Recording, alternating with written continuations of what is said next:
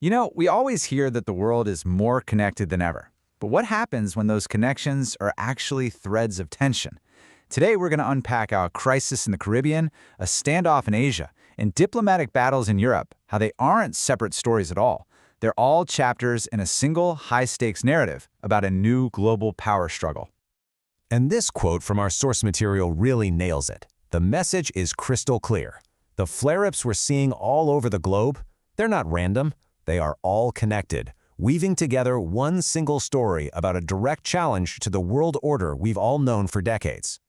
So where do we actually see this challenge playing out? Well, our source points us first to the big one, the global diplomatic stage, specifically the G20.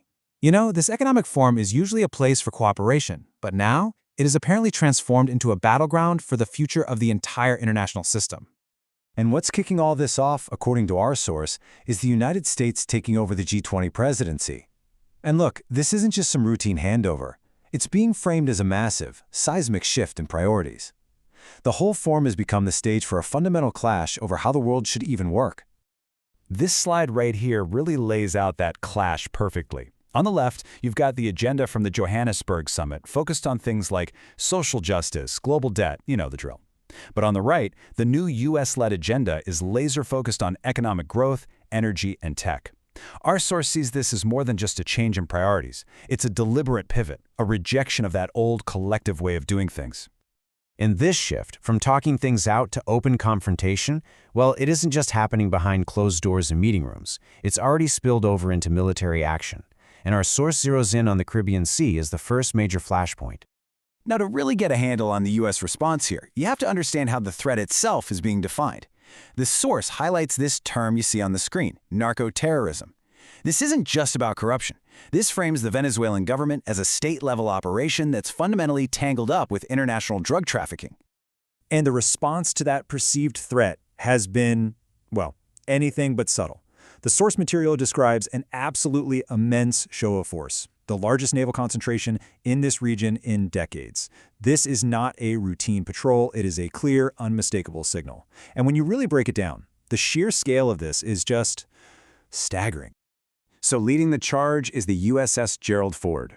This isn't just any old ship, it's a supercarrier. Think of it as a floating military base that can project incredible air power pretty much anywhere in the world. Its presence alone is a huge political statement. But of course, a carrier never travels alone. It's protected by what they call a carrier strike group.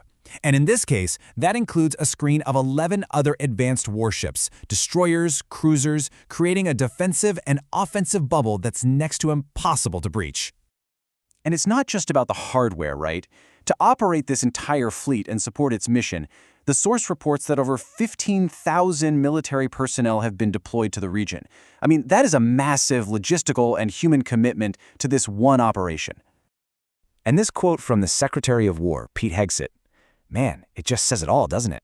Phrases like, taking the gloves off, there is absolutely zero room for misinterpretation about what the mission's objective is here. So you have to ask, who is the architect behind this really assertive new foreign policy? Well, the source material points directly to the Secretary of State, Marco Rubio. His public statements are being presented as the intellectual foundation for this entire strategy.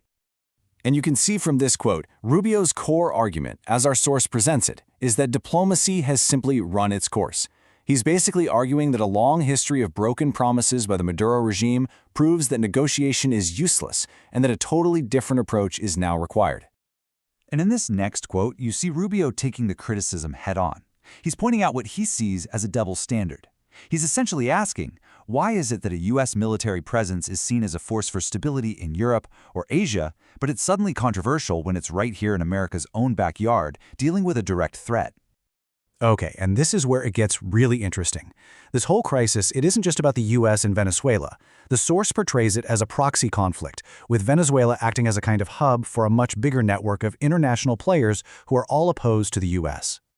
This slide here, it just maps it all out for us. The source details how countries like Russia and Iran, along with groups like Hezbollah, are allegedly providing this whole web of support, everything from military gear to intelligence and financial help.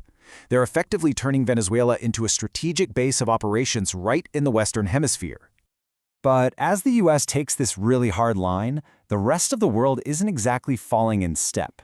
The source points to this fractured international response, things like France's leader engaging with China, or Brazil sitting out a key UN vote against Russia.